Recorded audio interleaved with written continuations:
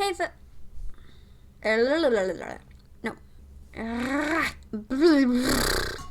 Brie? No. I would definitely recommend. I can't pronounce words. Why does the light keep changing? It's making me go insane. Hey fellow fiction fanatics, I'm Chase. Welcome back to my channel. Today I'm going to be doing my wrap up for February. Although February is the shortest month of the year, I was actually able to read 8 books this month, which I'm very proud of myself for doing. So there's a whole lot of books to get through, so let's get into it. The first book I read this month is Stamped: Racism, Anti-Racism, and You by Jason Reynolds and Ibram X. Kendi.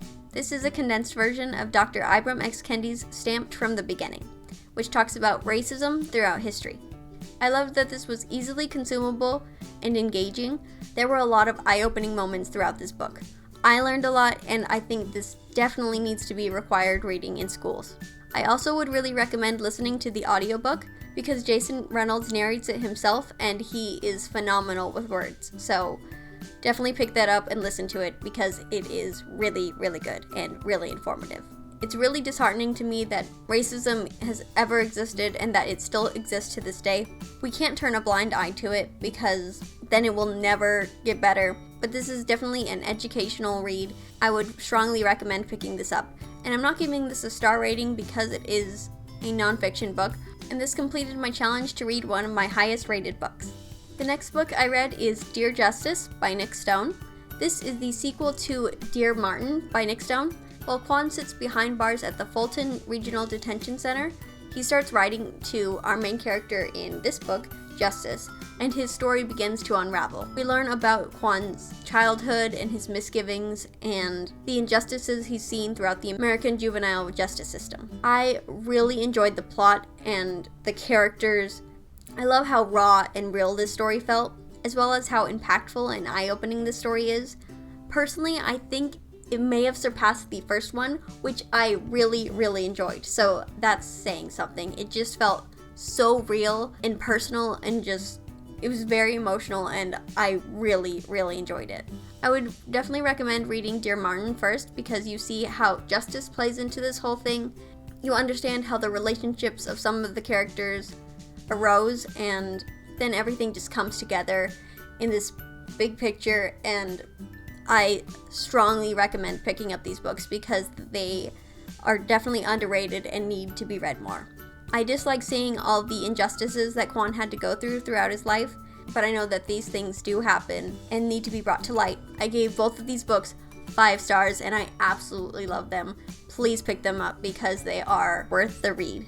The next book I read is One to Watch by Kate Stayman London. So after an overwhelming amount of attention from a comment she makes on social media about the main squeeze, which is essentially the bachelor or bachelorette, and how there is little diversity within the show, B, a plus-size fashion blogger, is asked to become the main squeeze. I really enjoyed the premise. I thought it was going to be entertaining and fun, which it was for the most part. And I liked the home dates, which happens to be the only time I'm really interested in The Bachelor anyways. But other than that, I didn't really enjoy it. This book starts off with cheating, which is a big no. If I'd known that going into this book, I probably wouldn't have picked it up at all, actually. But I gave it the benefit of the doubt and continued on, and I don't know if I really should have. The comments towards B and what she was doing were absolutely horrendous, just atrocious. Wow, they were bad. This book was incredibly predictable, and I was expecting The Bachelor, so yeah. One thing would happen and I'd go, oh, so this is gonna happen, and then later on this is gonna happen, and I was 100% right. Also, what some of these guys do to B, I would have dropped them like that. At one point, this one guy does something, and the way I wanted B to break up with him was to, during the rose ceremony, call him up first, and then say, leave. You know what you did, and I have nothing to say to you. There's the door. That's how I wanted her to go about doing it, and she did not. Also, there's this major twist, which I saw from the beginning of the book, and I was like, don't let this happen, and it did. The way I wanted B to respond was, no, absolutely not. I don't want to hear it. I don't care. You hurt me and don't deserve to be in my life. Bye-bye. If those things had happened, I would have been a whole lot happier. But they didn't. Although there was some cute romance parts, most of it just had me rolling my eyes, and I'm sure other people might like this because I don't really care about drama, so I know it's just not for me. So I gave this book 3 stars. So the next book I read is Bingo Love by T. Franklin and art done by Jen St. Onge. So this is the story of 2 girls who meet at a church bingo in 1963. Unfortunately, their families and society break them apart. Years later, they meet again at a bingo parlor and see if they can rekindle their relationship. I thought the artwork in this is absolutely stunning. It is gorgeous, as you can tell by just the cover alone. And I also really love the diverse representation in this. I dislike what happens immediately when they see each other again. It was really sudden, and they're still married.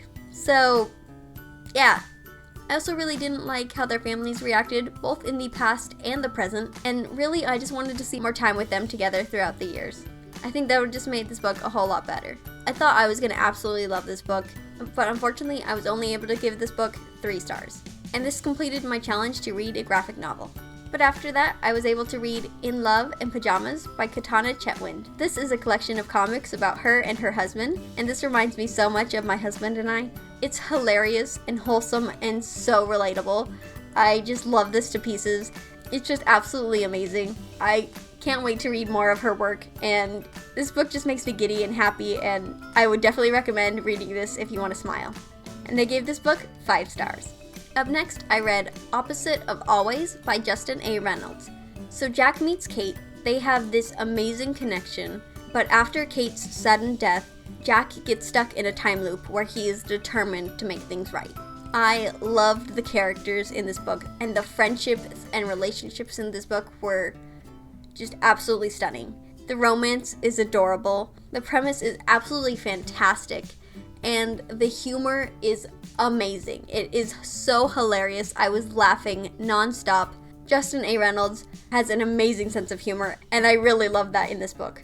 Unfortunately, nearing the very end of this book, there is a chapter that created a huge disconnect for me, and I'm not exactly sure why. It just did. It felt unnecessary, and I also didn't really like that the last time was so short compared to the others.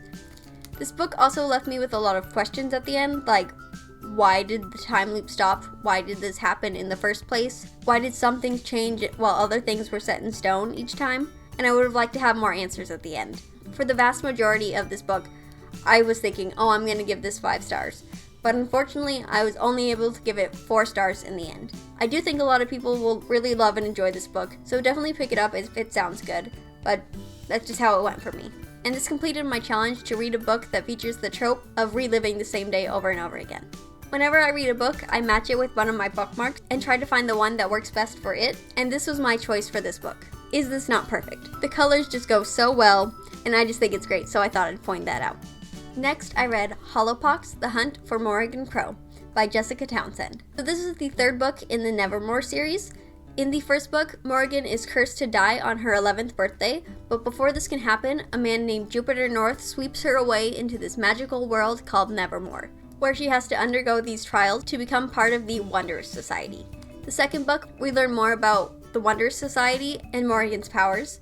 In this book, the animals of Nevermore are pretty much going through what is happening to the animals in Zootopia, all while Morrigan is trying to find her place in the Wondrous Society and is learning more and more about her powers. This is such an immersive story, and the magic and world are so stunning. The characters and the relationships are phenomenal. I absolutely love Unit 919, especially Hawthorne and Cadence. They are my faves, along with Finestra, of course, the giant talking Magnificat, who is just grumpy as can be, and I love her so much. This book is absolutely hilarious, and I was constantly laughing out loud. I love that we learn more about the Wondrous Society and all that it entails. There was definitely more going on than we realized, and I'm sure there's a whole lot more that we're gonna learn later on in the series. I have no idea where this is going, but I am so excited to see what's next. My only dislike is that I want more, and I don't know when the next one's coming out, but I'm so excited to read that once it does. So I gave this book 5 stars, and it completed my challenge to read a book with magic or powers. And the last book I read this month is The Chosen by Taryn Matharu.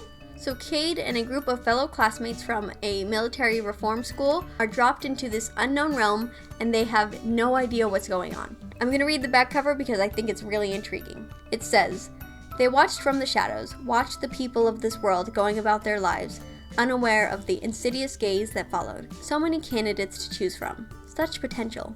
But still, they hesitated. For this would likely be the last of their contenders, and it would not do to hurry. So they waited, brooded, until they were sure.